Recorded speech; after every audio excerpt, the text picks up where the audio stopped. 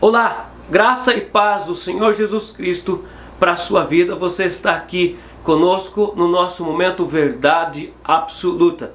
Em 2 Timóteo, capítulo 2, verso 12, o apóstolo Paulo escreve para o jovem pastor Timóteo, dizendo: se perseveramos com Jesus, também com ele reinaremos. Se o negamos, ele por sua vez nos negará. Há uma das perguntas que mais vem para um pastor no seu ministério. As pessoas trazem muito essa pergunta: uma pessoa já convertida no Senhor Jesus Cristo pode perder a salvação? Uma pessoa que teve uma experiência de conversão pode se afastar dos caminhos de Deus? Sim, a resposta é sim, e a Bíblia tem uma palavra para isso. Chama isso de apostasia, apostatar da fé. A palavra apostatar significa abandonar a carruagem, ou pular do barco, ou desviar-se de um caminho. Apostasia é abandonar Jesus para outra vez voltar a ter um romance com o pecado e com Satanás. Outra vez ter um romance com o inferno e viver na ilusão. Quando nós olhamos para 1 Timóteo 1,20, Paulo denuncia dois líderes, Alexandre e Fileto, que por sua vez tinham passado pela conversão, já eram líderes da igreja e aos poucos apostataram da fé, abandonando o ministério e também o caminho da salvação. No final de 2 Timóteo, Paulo denuncia Demas e Alexandre o latoeiro. Demas, tendo amado o presente século, me abandonou, e Alexandre o latoeiro tem me trazido muitos males, muitas desgraças. Eram dois líderes, duas pessoas nas quais Paulo já confiava como líderes da igreja, que abandonaram o ministério e também, consequentemente, abandonaram o caminho da salvação. Olhamos para Judas. Judas foi escolhido por Jesus, andou com Jesus, viveu milagres com Jesus, assistiu a expulsão de demônios, assistiu Jesus curando os enfermos, levantando paralíticos, e esse homem apostatou do seu chamado, abandonou Jesus e abandonou inclusive a vida eterna do céu.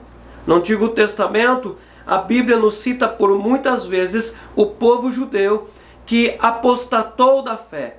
Tiraram de dentro do templo todo o culto a Deus, ao Deus verdadeiro, e encheram com ídolos, foram se deitar diante de Baal, se prostituíram diante de Baal, viveram na apostasia e morreram na apostasia. Muitas gerações do povo de Deus foram para o inferno, pois apostataram da fé.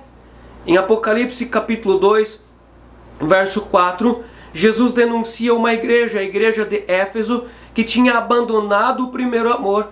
E Jesus fala de uma igreja toda, uma igreja inteira, que tinha apostatado da fé, tinham perdido o propósito de ser igreja, que aos olhos de Jesus não eram mais igreja, apenas um clube social, e Jesus os aconselha para que voltassem outra vez ao primeiro amor. Uma igreja toda pode estar em apostasia. E a apostasia vai acontecendo aos poucos na vida de uma pessoa. Há pelo menos 3 passos que vão acontecendo até que a pessoa vai para a apostasia total. Nenhuma pessoa volta do culto de domingo à noite, ou sábado à noite, ou quarta de noite, e diz: vou apostatar da fé, vou abandonar Jesus. A apostasia não acontece de um dia para o outro, mas ela acontece aos poucos. O esfriamento espiritual entra na vida da pessoa até que ela não consegue mais achar o caminho de volta para Jesus. O primeiro passo da apostasia é entristecer o Espírito Santo. Em Efésios 4, verso 30, Paulo diz: não entristeçais o Espírito. Vamos somar essa informação com Mateus capítulo 13, quando Jesus fala da parábola dos 4 solos. O primeiro solo é a superficialidade. É quando a pessoa se nega a se aprofundar nas Escrituras e se nega a aprofundar-se em Cristo. Mesmo convertida, ela não quer andar com profundidade com Jesus. Ela quer ficar só na superficialidade. O segundo solo, Jesus fala sobre um solo duro, a dureza. Um coração que se nega a amolecer, uma pessoa que, mesmo passando por uma experiência de conversão, ela se nega a ser tratável, ela permanece na dureza de coração. O terceiro solo, Jesus fala sobre um coração dividido, um coração até que aonde o solo é bom, caem as boas sementes, mas também as ervas daninhas, o joio permanece ali. É um coração dividido, que a pessoa quer Jesus, quer o Espírito Santo, quer o céu, mas ela também tem uma dor interior de abandonar o mundo, os amigos, alguns costumes. É o coração dividido. E tudo isso leva a pessoa a entristecer o Espírito Santo. O segundo passo da apostasia é apagar o Espírito. Em 1 Tessalonicenses 5,19, Paulo diz: não apagueis o Espírito. É ignorar a voz de Deus. O Espírito Santo é derramado sobre a vida. Quando a pessoa se converte a Jesus, o Espírito Santo entra para governar. E um dos trabalhos do Espírito Santo é indicar, é acender a luz vermelha quando a pessoa está em pecado. E quando a pessoa se nega a ouvir a voz do Espírito, mas ela concorda em continuar com o pecado, ela está dizendo sim para a sua carne e ela começa a apagar o Espírito. E a pessoa que apaga o Espírito Santo vai embora da vida e leva também junto com ele a salvação.